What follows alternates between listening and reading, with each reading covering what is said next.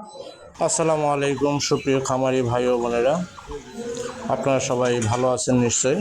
আমি আছি এখন একটা ছাদের এটা হলো রংপুরে। ছাদের মালিক হচ্ছে হাবিবুর রহমান বাবলু। যা হোক, আমি সর্বপ্রথম একটা ছাদ কৃষি নিয়ে ব্লগ তৈরি করলাম। ছাদ কৃষি প্রকল্পে যেটা আমি দেখলাম অনেক ভালো লাগলো। এখানে বিভিন্ন ধরনের শাক সবজি, তারপর এখানে প্রস্তুত করা হচ্ছে আদা চাষের ব্যবস্থা করা আছে।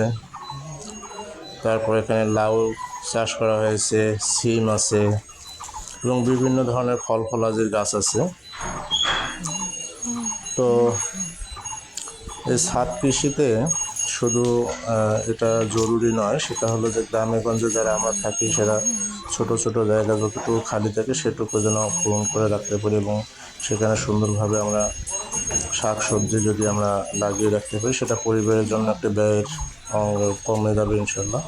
তো আমি সবাইকে বলবো অবশ্যই আপনাদের বাড়ির আশেপাশে শাক সবজি লাগাবেন, ছোট ছোট ফলের গাছ এগুলো লাগালে একটু একদম পিওর যে শাক সবজিটা এটা পরিবারের জন্য খুব ভালো হবে এবং পিওর ফরমালিন মুক্ত ফল থাকবে।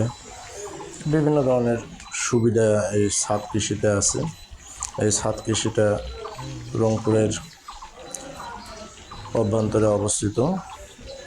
যা হোক, আমার কাছে অনেক ভালো লাগলো। তো আপনারা অবশ্যই ভালো থাকবেন, আর যাদের ছাদে জায়গা আছে তারা অবশ্যই চেষ্টা করবেন এরকম করে বিভিন্ন ধরনের ফল ফলাদি শাক সবজি ছাদে লাগিয়ে রাখতে। তাহলে আপনাদের পরিবার বাচ্চারা, আপনাদের পরিবারের সদস্যরা বিষমুক্ত শাক সবজি, ফরমালিন মুক্ত ফল ফলাদি খেতে পারবে, স্বাস্থ্যের জন্য ঝুঁকি কমে যাবে। তো ভালো থাকবেন সবাই, সুস্থ থাকবেন। ছাদ কৃষির থেকে আজকের মধ্যে এখানে বিদায়।